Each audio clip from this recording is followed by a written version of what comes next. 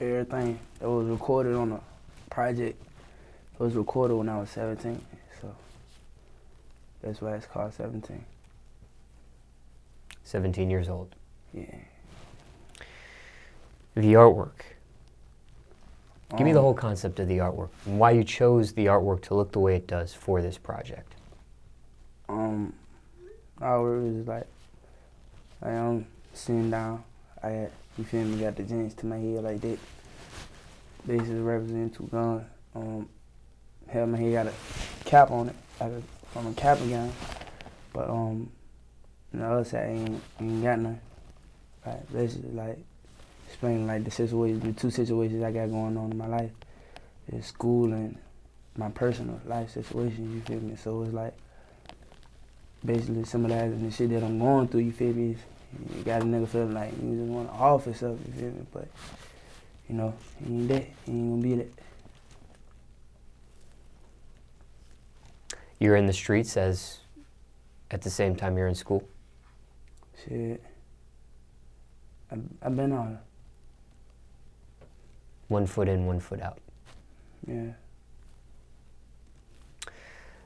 Some people, when they're in school and they're 1 foot in, 1 foot out, they become 2 feet in the streets. 2 feet out of school. It was that a couple of times. What kept you in it? The people around me, they want me to make the same mistakes they made. And just looking at how, I ain't saying that I'm above them, but looking at how some of their life is now, you feel me, it got me on some shit. I don't want to be up in that position, you feel me? I don't want to be able to have to say that I got to make it out that, you feel me, situation. Because I know how hard it is just by saying I'll go through the shit, you feel me? So. How many times did you actually drop out of school? Shit, more than three times. But you're back in it. Yeah. Last year left. Yeah. Now, the release date for this project, was there any significance on the release date? Why you chose this release date? Nah, it dropped on the 17th of December, but it was been supposed to drop. Like, it was supposed to drop like around summertime, but I'm the kind of dude I'm picky with my music, so it's like I wanted it to be perfect. It wasn't perfect until, you feel me, until like December 10th, December 11th, and I still felt like I could have done better, but that's when we figured out like we gonna have to do this, you feel me? Because 2018 was ready to hit, so we had to do something. So that was done on purpose, December 17th, because the title was 17? Yeah, it had to be dropped on the 17th or something. But that's the 17th it was dropped on. Now, were you happy with that date that was actually chosen? Hindsight 2020, looking back? Yeah. God's plan, bro. The amount of songs on this project, why that amount for this one? Ain't too much, ain't too little. It's just enough. So there gonna be one more, so can't get on everything. What was the final amount on this one? It was 10 songs. There's 10 songs on the track list, but it was about 15, 20 songs to choose from. Include old songs, like, yeah, it was 15, 20. How long did it take to narrow that down, from that amount to the final 10? Shit. And how'd you go about doing it? 2-3 weeks. I mean, I ain't gonna say 2-3 weeks. About a month or so before the project had dropped, we knew about 8 songs. And then for Shoutouts, we gonna put on there. We just had to record the rest, so. Who put this track list together and what was the process behind it? Me and my cousin, my manager also. My manager, Rare, me and him, we sat down and put everything together. Maybe somebody's seen the cover already, haven't had a chance to listen to it, or maybe they're hearing about the project for the first time through this interview. Without them hearing it yet, can you describe the overall sound of this project? Touching. Melodic. I said, is man grabbing. It grab your mind, it grab your body. Like your hairs raise up. That's the kind of music I make. It make your hairs on your arm raise. It's real touching, but at the same time, it's real. It's street. We talked about the amount of songs you finally chose, and we talked about the track list. But was there any remorse after everything was said and done in regards to either the amount of songs you had or the actual track list order? Like, for example, do you wish you would have had 11 songs, 12 songs? Maybe take some off, 9, 8 songs. Or maybe there's a song that you wish was maybe higher up on the track list than what was really there before? No. It's perfect. That's how I feel. It's perfect. From start to finish, how much time did this project take in its entirety to create? If you can estimate. I said 9 to 10 more. I had just dropped a mixtape on Spinrilla last January in 2017 on Spinrilla, $1 Million Baby. So all the time after that, I was just recording. It was real more than 15, 20 songs, but I'm talking about 15, 20 songs that, you feel me, like I was gonna have to just, it was 15, 20 songs that I knew for sure that was gonna make the cut. Like, it had to be out of that. Then it just narrowed down. So. Financially, how much does a project like this cost to create? About 5 to 10 bands. It ain't cost that much to me though. Everything was recorded through me. I recorded it. About two, 3 other people went in on it, but other than that, me. Did you go over or under your budget? Under. Was it worth it? That amount that you spent on it, was it worth it? Yeah, it was. Pain, that's the single off the project. I went viral on that song. I went viral over 2 times. And I got over 250,000 views on that. I got over 100,000 views on YouTube and over 80K on SoundCloud. But that's that song, like, you feel me? That's one of them mind grabbing songs. It grab your body, it grab your soul, you feel me? Like, I'm saying it's real shit, you know, real shit throughout the whole song. So when you listen to it, you feel me? Like, you understand what I'm saying, like, and it's touching too. Like, it make you feel like, you feel me? Like, you ain't the only person that go through shit, you feel me? Your situation, you ain't got the worst situation, you feel me? But at the same time, it's, you feel me? You still hurt through it, you feel me? But it is what it is. But yeah, and take the pain away. That's that shit. You rag it had to. That's the second one on that. You rag it had to on that jam, but it just put you in the vibe. It's a vibe, you feel me? Like, I don't even know how to explain it. It's, you chill, you feel me? You cool it. You light your blunt, backwood, whatever you smoke. I prefer Dutchess, but you feel me? It is what it is. But that's the second one on there. That ain't put you in the vibe for real. But in my town, that's the third one on there. That's when the projects start turning around, you feel me? It start getting gangster, you feel me? It start getting lit up. It start getting lit. It start getting hyper, you feel me? Like, my brother actually featured on that song. That's my blood brother, same mom, same daddy. Young Count Up, that's his rap name.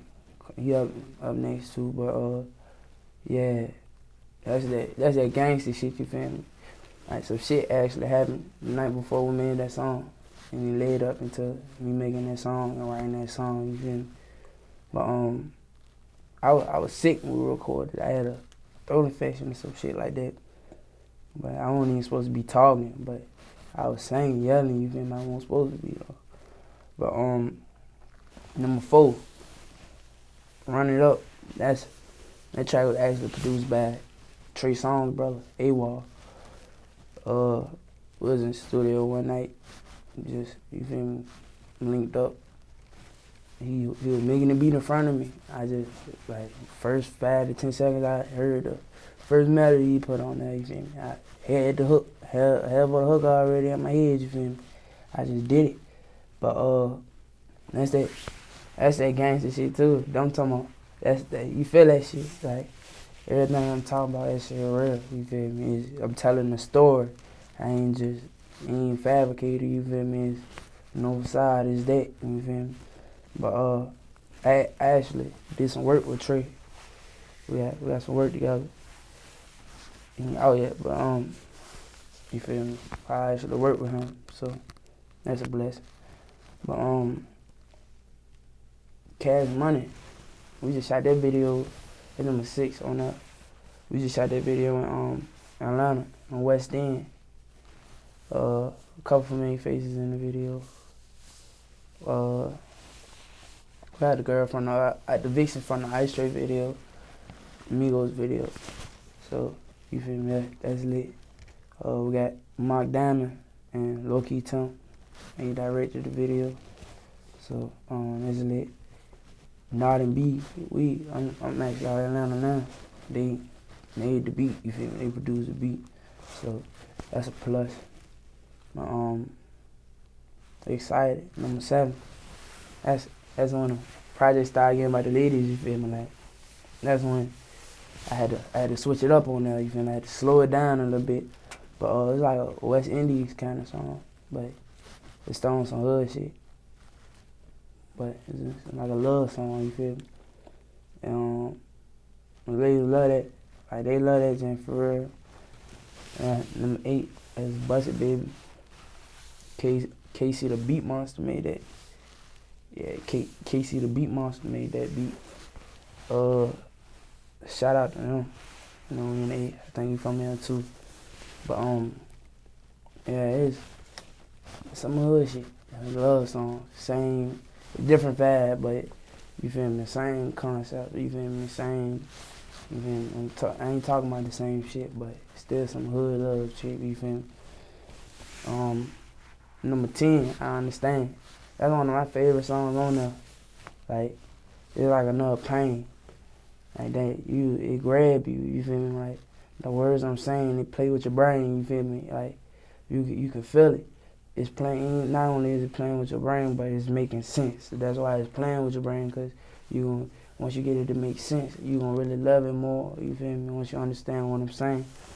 But it's like just basically speaking on life struggles. You feel me? Like just everything that's going on. You feel me? Like I done been through past relationships with with people. You feel me?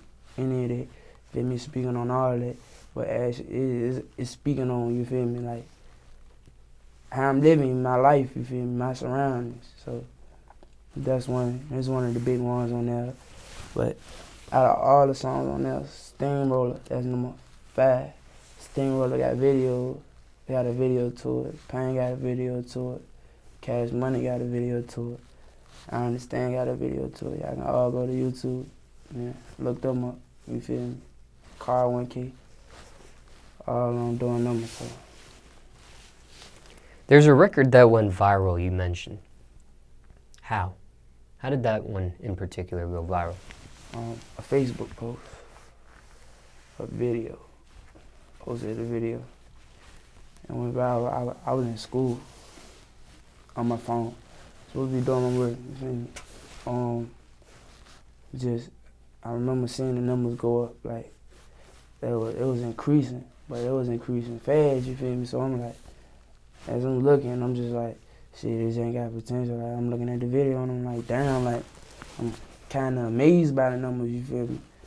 But it's like, I said within 12 to 14 hours of the video being up, that's when I knew it was happening, you feel me? I knew that shit was going viral, like, I knew I had something, you feel me? It was a blessing, though, because it really got my name out there. It gave me the exposure I needed. And it let a lot of people know about me, you feel me? A lot of people, like Alabama, they fucking with me. I got people in Georgia fucking with me. I got people everywhere fucking with me because I went viral, so I went viral twice. Was this the first song you posted on Facebook ever? No, but as a solo artist, yeah. I used to be in a group and shit, so. What do you think made this one go viral compared to other songs that were posted on Facebook from you in the past? What was it about this one that got this one to jump off when others didn't? God, the time, I felt like another reason is the time I posted. I felt like I needed something positive to happen in my life before I let all the negative I let all the negative make me overlook, you feel me, like the talent that I had, you feel me, what I was capable of, the positive stuff I was capable of, being successful. So I felt like something positive really needed to happen, and God made that happen. How'd you link with AWOL? Shit. How'd you guys meet? I don't even remember. You reached out to him, he reached out to you, you bumped into each other by coincidence? I think we just booked the session. We just had booked the session in Yellow House. I had a session booked at Yellow House. And AWOL was just in there. Guess he was just gonna be the one recording me, you feel me? So when we got there, it was like, shit, bro, he was trying to work, you feel me? Like, the niggas had the money. So just seeing bro, it was bro trying to work. I mean, he was recording me. He went on and made the beat. So paid him off and shit. And recorded. Did he, you also mentioned that you have a record with Trey Songz. Did he help connect you two? No. So that was a separate yeah, Will wasn't in the same studio though. He wasn't in there. You mentioned several names during this interview. Anybody you want to shout out that you did not mention that helped you with this project? Shit. God, I mentioned him again. God, I already talked about my manager, real. I'm gonna say my brother, cause like without him, like I ain't gonna say without him, but at the same time, I don't know, like some of the music about him, like I done spoke with him in the music, you feel me? So like he played a part in my life, period. Like it's my big brother, my only big brother, so in a way I'm gonna shout him out. My mama.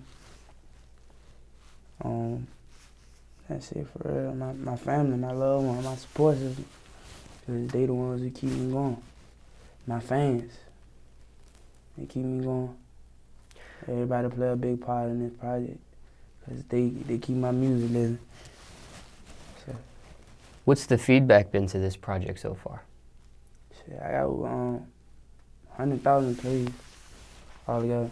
When you putting together all the songs, all the plays from the songs, got over 130,000, I think. It's good. It could be better. It could always be better. But I'm blessed. I mean, my next project is gonna be bigger than that. The numbers gonna be more.